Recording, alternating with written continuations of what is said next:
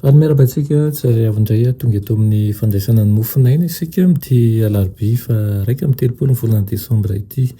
Miaraba nisa tokantrano tsirairay avy ihany koa tratra ny faran'izao taon'izao ihany koa mirary ny soa indrindra ho anao mba azo hery ary ho tratra ny taom-baovao ihany koa. Aloha indiratsika ny amin'ny mofinaina anio dia vavaka isika. Ny tompany amanitra eo tolotra ianao ny dera sy laza ny aja sy ny voninahitra. Misaotra anao izay fa nomena ny tombontsoa lehibe nandritra n'iny taona 2024 iny. Misaotra nomba nisa tokantrano tsirairay avy. Misaotra ihany koa tompo satria mankaheranay mandrakariva ianao ary mamoaka zavatra ho anay. Amin'ity anio ity dia ankasitraka anao mandrakariva izay satria tsy noadinoinao tokoa ny amin'ny zavatra rehetra fa nitsarovinao hatrany isan'andro isa-minitra isan'ora ka vimbinanao tantaninao ankahirezinao. Amin'ity anio ity dia andray ny tenao indray izahay mitenena omponay amboary ny fisainanay ary aoka tanjahanao any reraka am-po anaran'i Jesosy. Amen.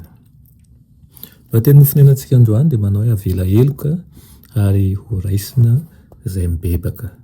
Raina amin'ny Isaia 5:5 manao hoe ianareo rehetra izay mangetaheta makanesa amin'ny rano ary ianareo tsy manam-bola avy mividika homana avia mivididy fa hisoronoana nefa tsy ambolana mikarena.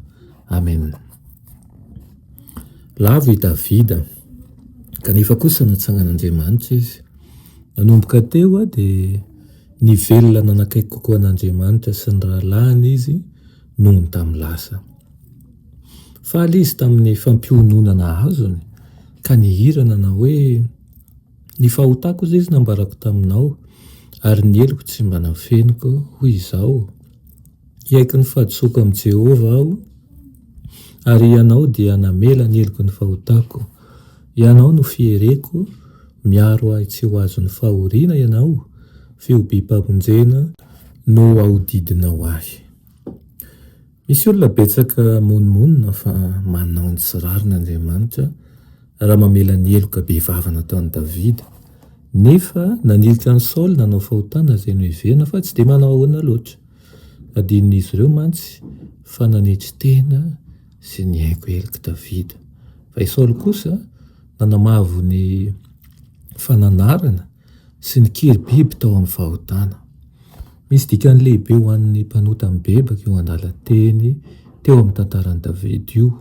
Io no anankiray tamin'ireo sary fanazavana mahery vaika indrindra omenantsika maneho an'ireo tolona sy fakam-panahitra amin'ny taranak'olombelona mba amin'ny fibebahana marina amin'Andriamanitra ary ny finoanan'i Jesosy Kristy tompontsika. Ny zava niatra tamin'i Davida dia nanjary loharanon-kely nandritra ny taon-jato mahery ny fandimby ho an'ireo fanahy lavo tao amin'ny fahotana ka ny tolona teo afaka teo ambany vesatry ny fanamelohana anazy. Na iza narin'Andriamanitra ka ampetry ny fanahana amin'ny fiankainkeloka sy ny fibebahana tahaka an'izay nataon'i Davida dia mahazo matoky fa misy fanantenana tokoa ho azy. Tsy mba ho lavin'ny tompo mihitsy ny fanahy anankiray tena mibebaka marina.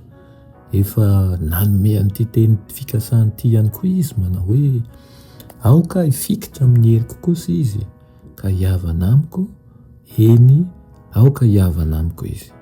Aoka ny ratsy fanahy izy afohy ny lalany ary ny tsy marina afohy ny heviny ary aoka hiverina amin'i Jehova ireny fa mindrafo aminy izy, eny ho amin'ny Andriamanitsika fa mera heloka dia mera heloka tokoa izy. Amen. Ny Tompon'Andriamanitra eo misaotra anao izay ny amin'izany teninao izany. Lataka aminao indrindra izay ireo dia ny amelanao heloka nay tsirairay avy. Aoka ny tsy haly eto izahay. Tsy hahatsapa tokoa fa tsy mendrika na ny antso ny anaranao aza ka ny fotoana izay anananay iainanay sisa dia aoka eo ambany fanatrehanao. Aminaran'i Jesosy, amen.